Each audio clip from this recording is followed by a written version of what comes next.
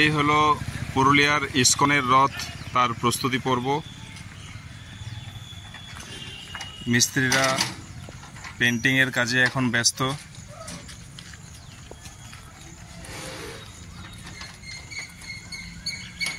এটি বর্তমানে রয়েছে এখন 40 কোয়ার্টারে।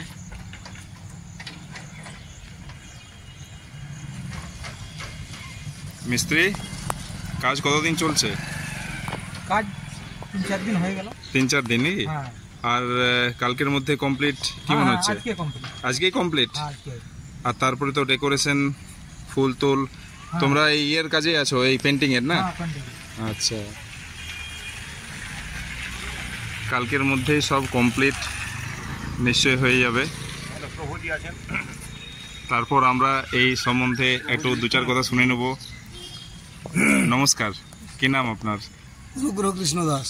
আচ্ছা, তো এই তো আমরা দেখছি ইস্কনের রথ, তো এইটি কত বছরের, মোটামুটি কত বছর? এইটা আমাদের পঞ্চম বর্ষ। আচ্ছা, প্রথম থেকেই কি এখানেই হতো এই 40 কোয়ার্টার? প্রথমে হয়েছিল আমাদের জিমনাস্টিক, প্রথমে জিমনাস্টিক ক্লাবে প্রথম বছর। আচ্ছা, তারপরে হয়েছিল আপনার এখানে দুলমি দুর্গা মন্দির, তারপর দুলমি দুর্গা মন্দির দ্বিতীয় বছর।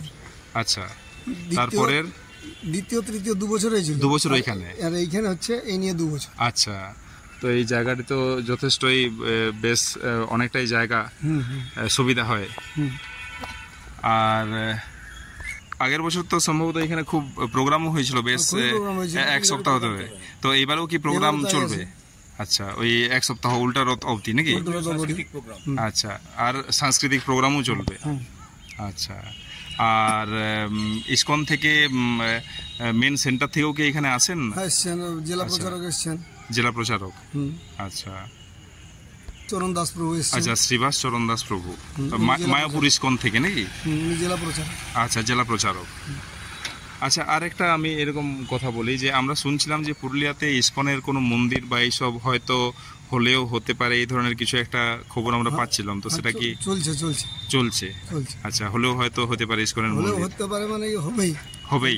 অলরেডি জমি 5 কাঠা দিয়েছেন। আচ্ছা, কোন জায়গায় যদি বলেন? যেটা আপনার 4 লেন হচ্ছে না? আচ্ছা, 4 লেন, তার কাছে, 4 লেনের কাছেই, 4 লেনের ধারে।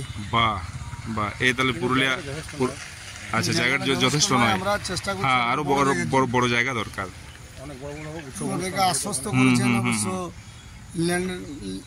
Land department. আচ্ছা, যে আপনারা খাস জমি দেখুন, আমরা বন্দোবস্তের ব্যবস্থা করে দেবো। আচ্ছা, আমাদেরকে আশ্বস্ত করেছেন। ঠিক, আবার আমরা যাবো। এক পুরুলিয়ার দারুণ পাওনা হবে যদি এটি হয়, কারণ ইসকন বলতেই আমাদের মায়াপুর, এটাই মাথায় আসে। তো দারুণ উদ্যোগ, আপনাদের এই উদ্যোগকে স্বাগত জানাই। আমাদের পুরুলিয়াবাসী হিসেবে এক দারুণ পাওনা।